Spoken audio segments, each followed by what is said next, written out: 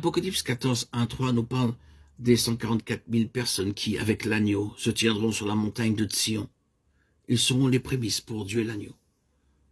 Ce ne sont pas les mêmes 144 000 personnes que dans le chapitre 7 qui, elles, seront des juifs convertis. Il s'agit encore d'un nombre symbolique, 12 fois 12 000. Le chiffre 12 parle du solide fondement. Cela représente un certain nombre de vainqueurs qui ont grandi sur le terrain d'un fondement solide. Nous devons considérer les faits suivants. Ils ne sont pas souillés avec des femmes. Ils ne sont pas vaincus par la convoitise. Ils suivent l'agneau partout où il va. Ils sont les prémices pour Dieu. Dans Lévitique 23, 10, il nous est parlé de la gerbe des prémices. Selon 1 Corinthiens 15, 20, Christ est appelé les prémices de ceux qui sont morts. Et au verset 22 et 23, tous revivront en Christ, mais chacun en son rang. Christ comme prémisse, puis ceux qui appartiennent à Christ lors de son avènement. Au verset 6, nous voyons un ange qui volait au milieu du ciel, prêchant l'évangile éternel. Beaucoup adoreront les idoles mondiales, mais Dieu, dans sa miséricorde, les avertira encore du jugement, de la chute de Babylone, la grande cité, et de ceux qui adoreront la bête et son image.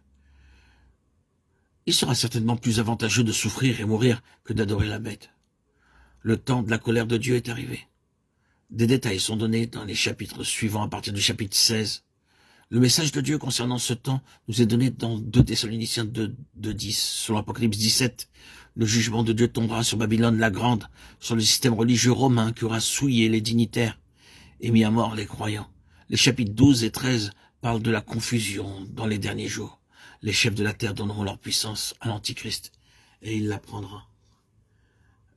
Les peuples et les multitudes de toutes nations et de toutes langues seront souillés par la prostituée, Apocalypse 17, 1, qui régnera sur les rois et sur la terre.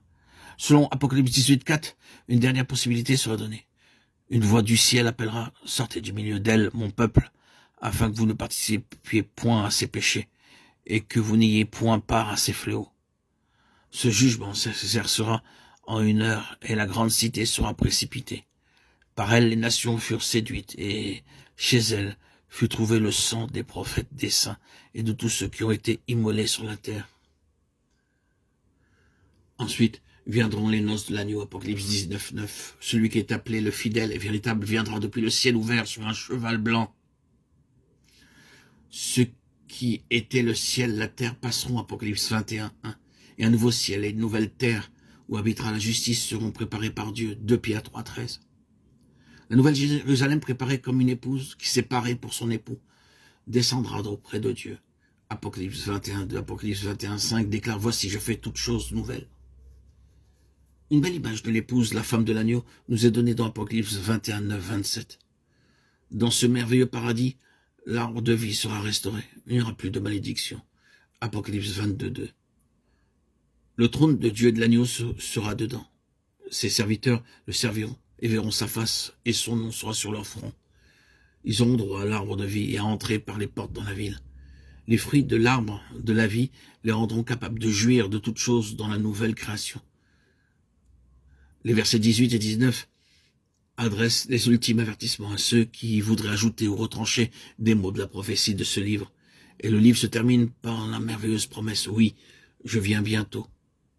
Amen. » Et l'écrivain répond « Viens Seigneur Jésus, que la grâce du Seigneur Jésus soit avec vous tous. »